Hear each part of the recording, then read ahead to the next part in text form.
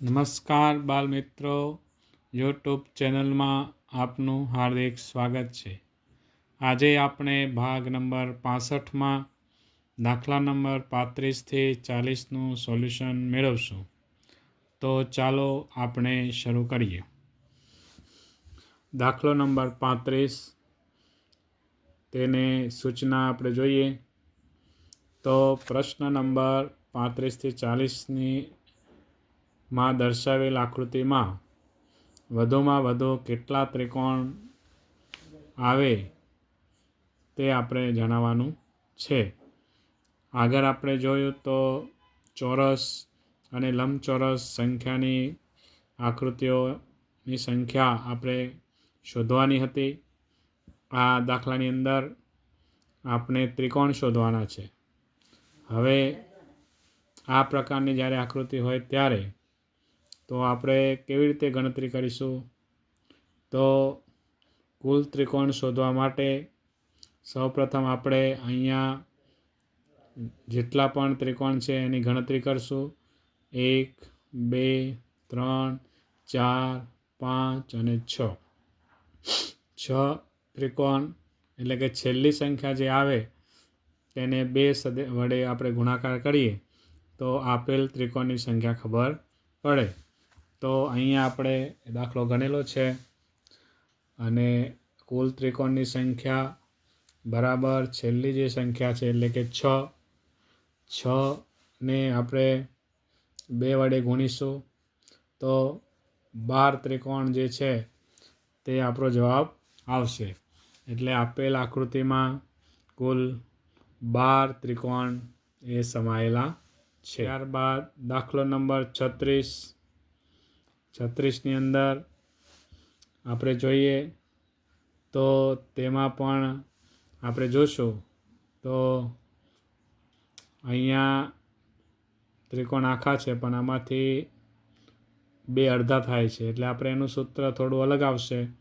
કુલ ત્રિકોણ બરાબર 4 અંદરના ભાગ એટલે કે 1, 2, 3 અને 4 કુલ 4 ભાગ છે અને તેમાં બીજા 2 અડધા ભાગ થાય છે. 4 ભાગમાં અડધા એટલે આપણે 4 અંદરના ભાગ વત્તા બીજા 2 એટલે કે કુલ 6 ત્રિકોણ આમાં આવશે.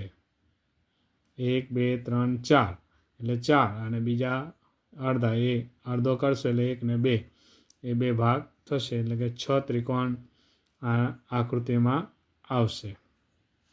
ત્યારબાદ દાખલો નંબર 37. આ પ્રકારનો જ્યારે આકૃતિ હોય તો કેવી રીતે આપણે ત્રિકોણની સંખ્યા ગણીશું?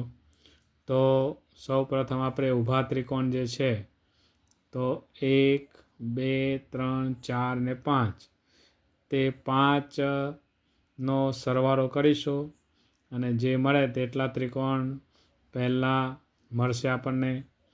ત્યારબાદ આડા ત્રિકોણ બીજું વચ્ચે એના 2 ભાગ કર્યા છે તો આડા ત્રિકોણની સંખ્યા 1 અને 2. તો 1 અને 2 એટલે 3. આમાં 3 કુલ ત્રિકોણ આવશે. આમાં 1, 2, 3 3ને એટલે કે 6 ત્રિકોણ આમાં આવશે. એટલે 6 વત્તા 3 અને વત્તા 15 તો અહીંયા કુલ આપણે જોઈશું તો 24 ત્રિકોણ આવશે. કેવી રીતે? તો સૂત્ર અહીંયા જોઈએ આપણે. ઊભા ત્રિકોણની સંખ્યા 1 વત્તા 2 વત્તા 3 વત્તા 4 વત્તા 5 બરાબર થશે 15. આડા ત્રિકોણની સંખ્યા જોશું તો 1 વત્તા 2 એટલે કુલ 3. આમાં 3 ત્રિકોણ આવશે અને બીજા આડા ત્રિકોણમાં જોઈએ 1, 2 ને 3 તો 1, 2, 3 3 ને 2 5 ને 6 ત્રિકોણ એની અંદર આવશે. 1, 2, 3 પછી 4, 5 અને મુખ્ય એટલે 6 એટલે 6 ત્રિકોણ એમ કુલ ત્રણેય ત્રિકોણનો સરવાળો કરીશું તો 24 ત્રિકોણ જે છે તે આપણે આ આકૃતિમાં આવશે. ત્યારબાદ દાખલો નંબર 38. એની 38માં જોઈએ તો આમાં કેટલા ત્રિકોણ છે? તો આપણે 1 2 3 4 5, પછી આખો ગણીશું 6, આખો ગણીશું 7, અને આ જે છે તે 8. આમ ગણીશું તો એ થશે, આમ ગણીશું તો એ થશે.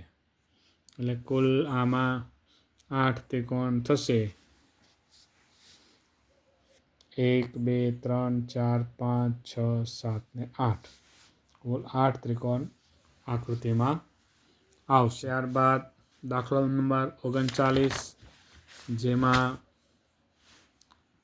આ પ્રકારની આકૃતિ આપેલી છે. તો તેમાં આપણે જોઈએ તો 1 2, 1 અને 2 એટલે 3, અને આમાં 1 અને 2 એમાં પણ 3. એટલે સીધી વસ્તુ છે કે આમાં કુલ 6 ત્રિકોણ જે છે તે આવશે. આપણે ઉપર જે દાખલો જોયો એ પ્રમાણે કરીએ તો પહેલાં અહીંની 1 ને 2 એટલે 1 2 ને 3 થાય. આમાં 1 2 અને 3 એટલે 3 આમાં અને 3 આમાં. એ પ્રમાણે કુલ 6 ત્રિકોણ એમાં બનશે. ત્યારબાદ દાખલો નંબર 40, એની અંદર આપણે જોઈએ તો 1 2 3 4 એટલે કે 4, એનો સરવાળો આપણે કરીશું તો 1 ને 2 3 ને 3 6 ને 4 10. 10 ત્રિકોણ અહીં આવશે ને 10 ત્રિકોણ અહીં આવશે. એટલે કુલ 20 ત્રિકોણ આમાં બનશે. સૂત્ર પ્રમાણે જોઈએ તો ઊભા ત્રિકોણની સંખ્યા 1 2 3 4, આડા ત્રિકોણની સંખ્યા 1 2 3 4, કુલ ત્રિકોણ 10 + 10 એટલે 20. આપણો જવાબ આવશે 20. એટલે આમાં કુલ 20 ત્રિકોણ આવશે.